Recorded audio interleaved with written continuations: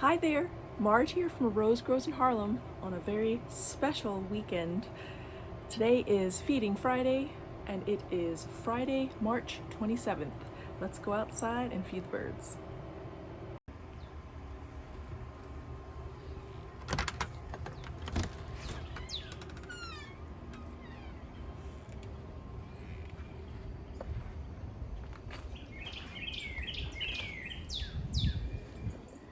They're ready. It's 84 degrees today. Should be an interesting time.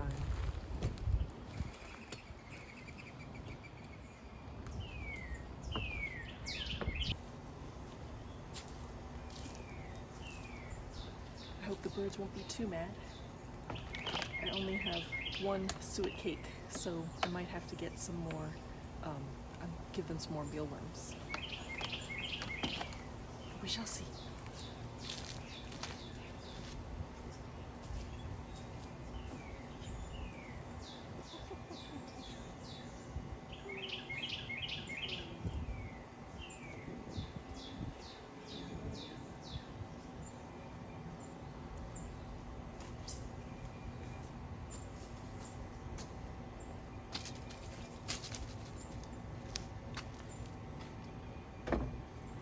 I'll have to show you over there because currently the bird seed has sprouted. So I guess I have microgreens now. Okay. Interesting. Interesting. Nobody touched this. Wow. Okay, that's interesting. And that's funny because that's the one that I have left. I have this flaming hot feast. Sunflower hearts, peanuts, golden safflower, suet, beef suet, oats, sunflower oil, calcium, and mealworms, and hot pepper. Nobody liked this. Wow, that's interesting. Alright, so what I will do is I will take this one and put it over here, I guess, and then see if they'll like this one, I guess. Huh, that's weird. Alright, let's give them some more fiery feast.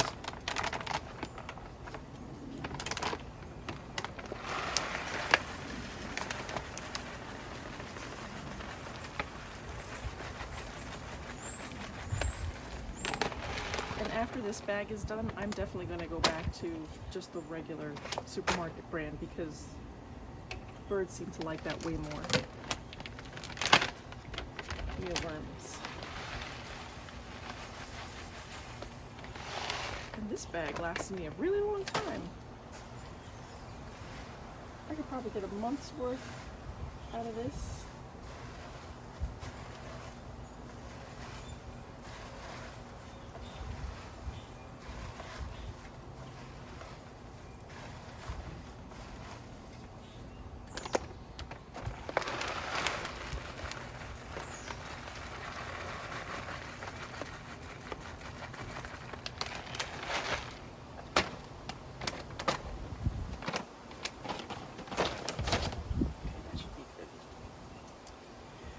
Look at this.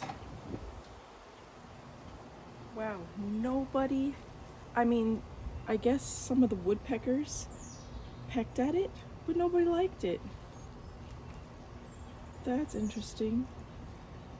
Well, I guess we'll see what happens. I'll put this there.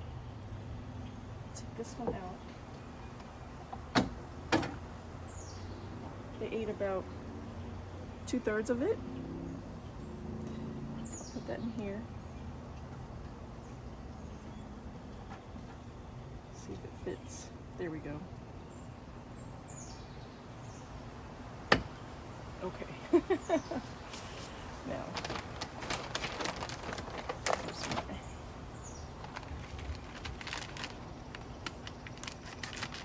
little scissors. all the stuff I take back into the basement. Oh, look at that. It's got a little hole in it.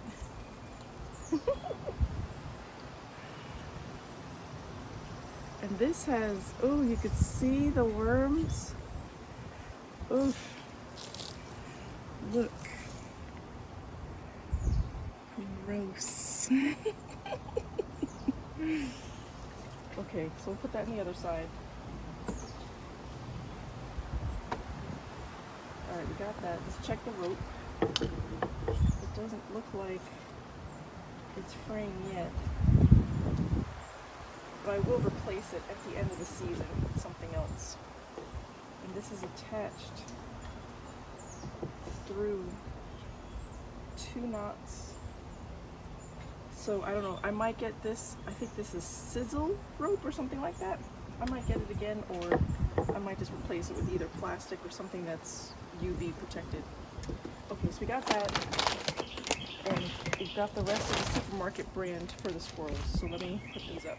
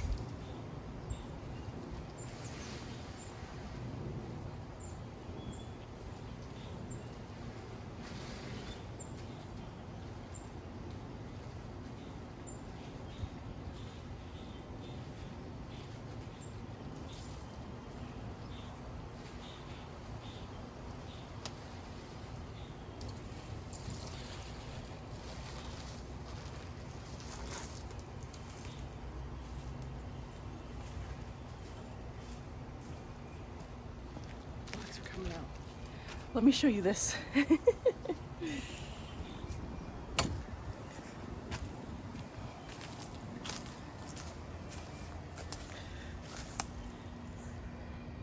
Look at how the seeds have sprouted. That to me is hilarious. Who knows what that will become? I love it. Alright, let's take a quick look at the cat hotel.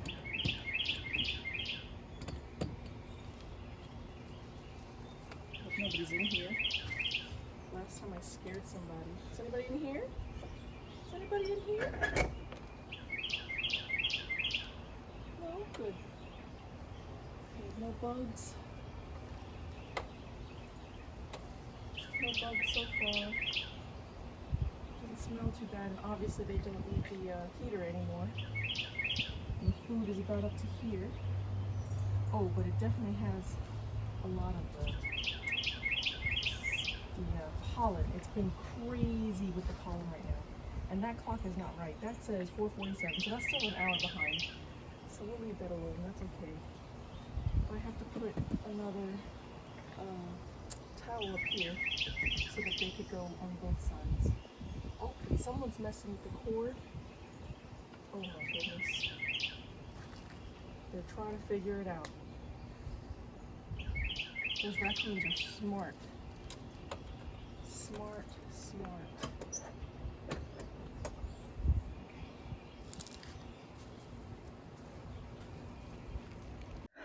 Okay, happy Resistance Weekend. This weekend is No Kings 3. I highly recommend that after you get your gardening done in the morning, well, maybe tonight, look for a Resistance location close to you. You could check out Indivisible, you can check out mobilize.us. Just search No Kings 3 on any of your socials, and I'm pretty sure you'll be able to find somebody who's doing something in a town near you. It'd be really cool if you guys could help resist. But I will be going. I will probably give a little more details next week, but everybody make sure you're safe out there. But this week, observations for the kitties. Um, I think one of the kitties here may be pregnant, so we're going to try to uh, trap her, make sure that her kittens get, if she is pregnant, make sure her kittens get to a safe place, and then we'll get her neutered so this way she doesn't have any more of our neighborhood cats.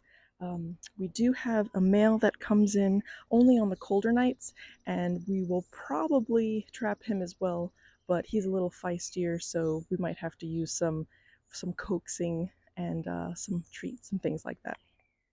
The birds have been really loving the warmer weather. They actually, this over here, the little bird, uh, it's supposed to be a bird bath, but it's not very sturdy. So whenever the birds attempt to go in there, it just sways and rocks. So I think I might set it up someplace else. Uh, I might get an obelisk that's just for the bird bath. I might do that and put that someplace high so that they have a place to perch that's a little more stable. So we'll see how that goes. The squirrels, even though they're not eating the fiery feast, they're still jumping on the bird feeder, and then they're getting food everywhere, which is why I showed you where all the seeds have fallen and have started to sprout. So that's been interesting. Um, that, as you might be able to see, there is a little tiny bird that keeps hopping into that feeder that's supposed to be for the squirrels, but the birds don't care. So they're eating the regular food, which is why I think I may go back to just this generic bird seed. And this is Milo, white proso millet, black oil sunflower seed, and calcium carbonate for their beaks. So that's what they love. Just plain seed. And I think it's the millet and it might even be the oats that take root really fast. And if I broadcast them out, they've grown. I've gotten sunflower seeds, I've gotten millet. It looks kind of like wispy wheat. It's pretty cool when you grow it yourself. So there's that. Oh, so many things that I have not gotten to. The crazy empress trees are growing. I'm trying to get saws and other things to cut them down. I just haven't found the time. Um, they're starting to sprout, which is just going to be a little harder to deal with because once the branches come out, then I'm going to have to cut the branches and then that. But at least I can use the stuff around the garden. So once I do get to that, I will be posting about that. Let's check out what's happening in the basement greenhouse. Okay, so let's take a look at my citronella, which, let's take one that's not anything yet. Oh, oh, look what we have. We have roots. That's really good. Okay, so this guy's ready to go. He's definitely ready. Let's see if some of the other ones are like that too. Not quite, but let's look at the bigger ones. Oh yeah, oh yeah. Can you see that? See if I can turn around. Look at that. The roots are coming out. So those are ready to be up potted. And then I will harden them off so that they can go outside. And then they'll go in the beds that I just made. So I have been looking to figure out what I wanted to do with the front yard. I've had grow bags there for a long time. It was my first attempt at grow bags, and these were made out of a like a felty material, and they were light colored, like a beige. And I was disappointed because when I went to go pick them up, the handles just disintegrated. So the handles weren't really UV resistant, which I could understand. The sun here is no joke, okay?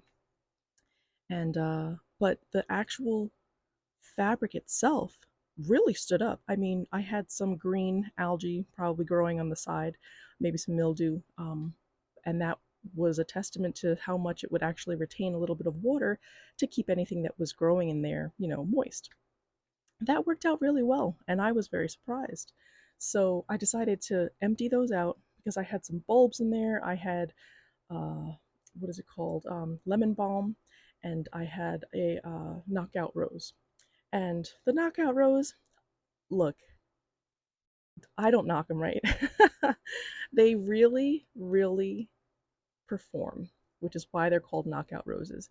But they're not impressive to me. They don't have a scent, which I think is also by design because you want to put them in places where maybe people might get sick of the smell. It's interesting because some people love the smell of roses like me. Some people just don't care for it at all, which I get, I understand. Um, but there's not I don't know, there's just not anything really special about them. So I think I'll just put it in the garden someplace where it just looks nice. It'll bloom every summer and it'll be there, but I don't really want it to be a centerpiece. It's just kind of like on the side. So that's one. And then my lemon balm was doing fantastically. So I took out I took out the grow bags and there was just dirt underneath. I put the lemon balm in the ground because there's just a small space of dirt between the driveway and my house. So it's not going to crawl anywhere. It's not going to run under the driveway. And if it does, more power to it. It's lemon balm. That's just part of what I will add to someday when I end up making my bug spray, right? But that's what I got accomplished this week. Uh, I was supposed to go outside, I have some saws, I got some new blades, and I just haven't had time to go out there and take care of those really big trees that are weeds, basically. Um, but speaking of trees, let's check on. Oh, I really should change this water. But let's check on the peaches and the pears. So this is the Red Haven peach. And oh yeah, this is getting I really should change this water. I gave it some more water, but okay, so we have two peaches who have sprouted roots, maybe a third. This one right here. Oh, that one.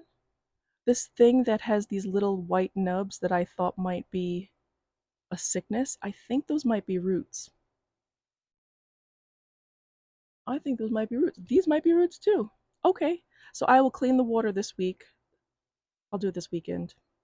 So that's good. So that'll be four fruit trees, maybe five Red Haven peaches.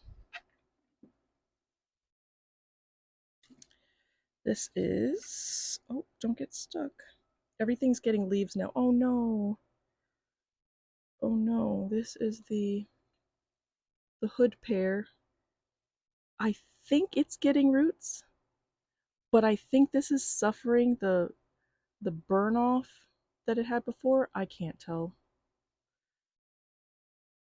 No. We'll see what happens. I think I just need to change this water. It was really small, so let's see. This is the kefir pear, and I'm going all out of order, so I apologize. But that's how my brain is working right now. The kefir pear. I can't tell if those are roots or not. I don't know. So that will be an experiment. I can't tell. I will change the water, clean these off, and let you know. Let's see. What is this? This is the LeConte pear.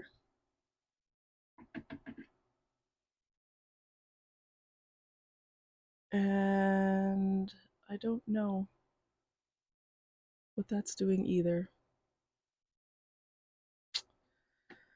Sorry, this experiment is not doing great. I think I should write about this so that I can actually put all the information that I'm observing. This is the Belle of Georgia.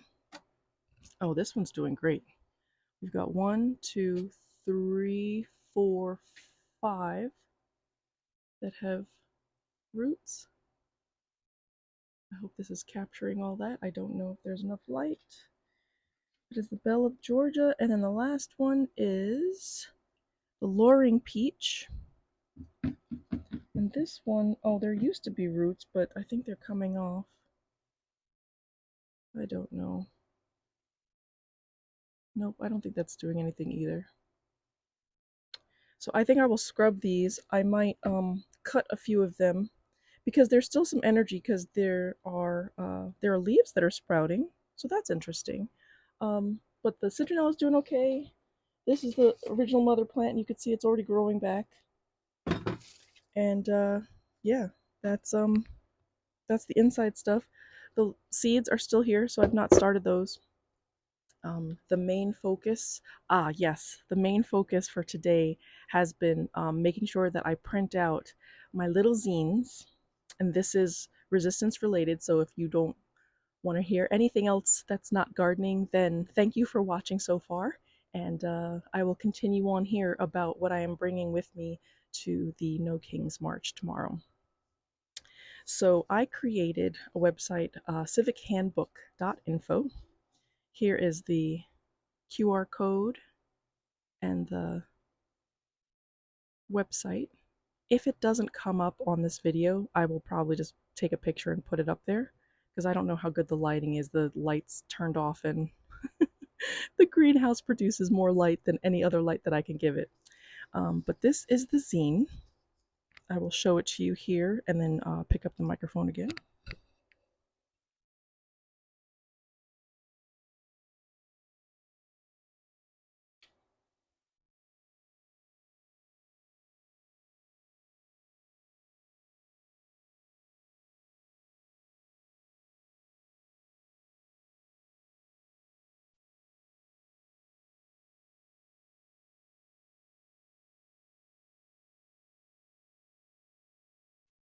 So I basically created this website last year because a lot of people were asking, okay, I hear the news, I feel really bad, but I don't know what to do. Is there any way that I can help? I'm just a person. I maybe don't have a lot of money. I don't have a lot of time, but I still want to do something. So, is there any way to help? And I ended up answering a lot of people on random comments, on random posts, just giving them ideas. And then I decided, well, if I can direct them to a website, that might help them a little more because I can get more information. They can, go as far as they feel comfortable going. And I actually made a flavor of it for my Star Trek stuff where it's Bajoran Resistance. And I plan to take that with me whenever I go to conventions or any geeky things to help set the mood because without going too much into it, because it's not a sci fi thing, um, Deep Space Nine, Star Trek Deep Space Nine, had an occupation of this planet called Bajor, and there was an alien race called the Cardassians who came in and were the oppressors, okay? And there was a huge Bajoran resistance that helped them get their freedom back.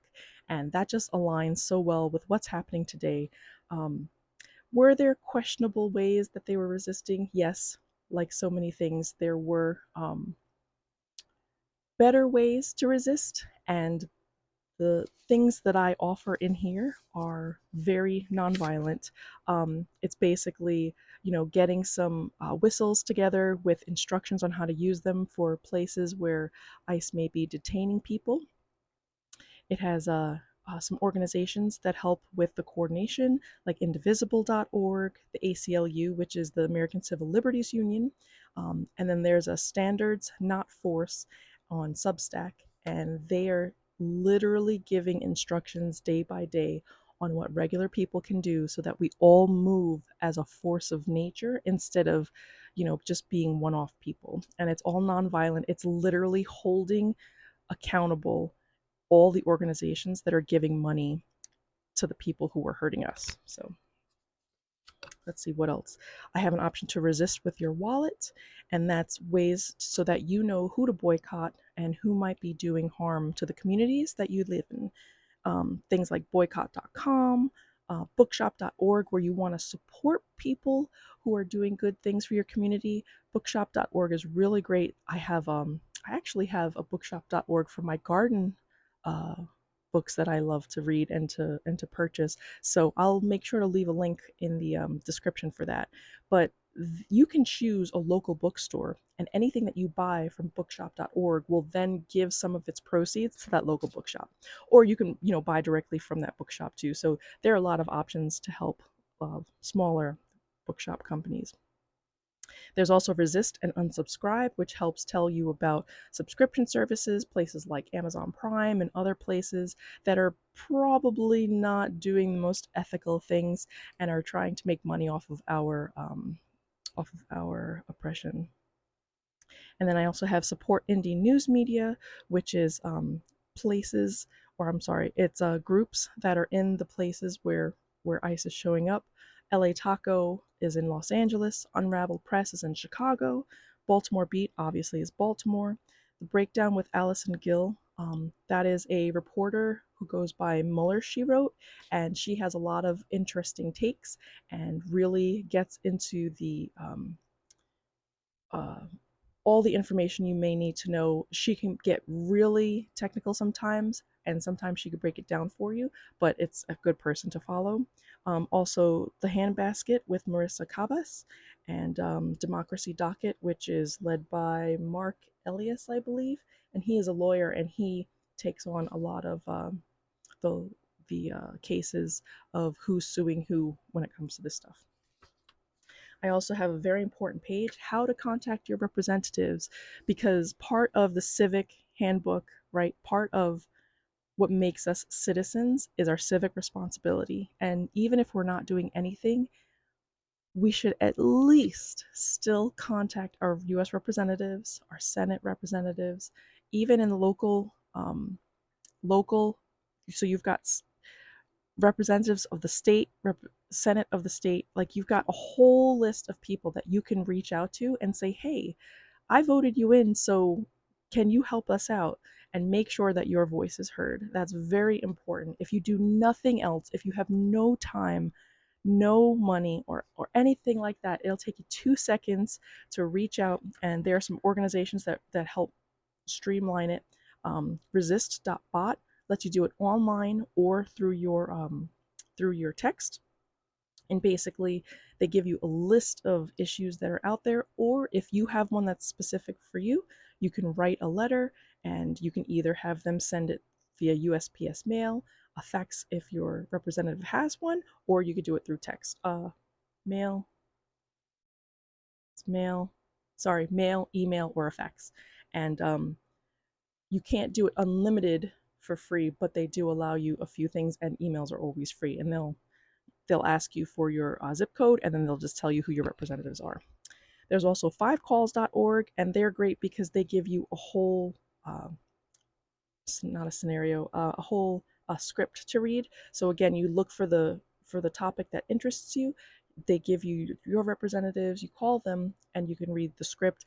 I recommend catering it to, how it affects you, make it a little more personal, and the person who's on the other end of the phone or the voicemail, you could leave your information and let your representatives know how you feel. And the last one I list is democracy.io, and this website lets you write messages to all the representatives based on a street address. So if you're just looking to see who represents you, I gave you the USA.gov tells you that information. The other one gives you prompts. Like there are so many resources that are out there. So again, it's civichandbook.info, and it's totally free. I created this website and I wanted to make sure that I left it free because everybody's kind of trying to grift and do stuff, and I know some of us are out here just trying to spread information, and this is stuff you can get at the library, this is stuff you can just get from googling, but I wanted to make it easily accessible, and if I'm on the road or if I'm at a protest or something like that, I just want to be able to give this and be like, here's some more information. You might have tried 8 of the 9 things that I listed on here, and you have one more resource that you can help with. So what are my plans for this week? Oh, let's see. Get through tomorrow. um, I would like to get to my trees. I really have to cut them down because if I wait too long, then I really won't want to do it. And it'll be like the weeds where it's just unruly. So I think my goal for next week is just to go ahead and get rid of the trees. And I'll probably set up the camera and I'll do speed runs. I'll just put my earbuds in, won't have to worry about talking. So this way it's not an edit, it's just one long, just look at everything that I've cleaned up. Um, Along with that, because I will go piece by piece of each part of the garden, I'm probably also going to trim down my roses. And while I really wanna save my cuttings, I think that's a blocker for me right now. I think because I wanna set up just like I did with my peaches and my pears, my plum trees, I wanted to cut them and put them in water, but I think I'm just gonna skip that. I think I'm just gonna compost them because I have to trim them, and it's probably even too late now.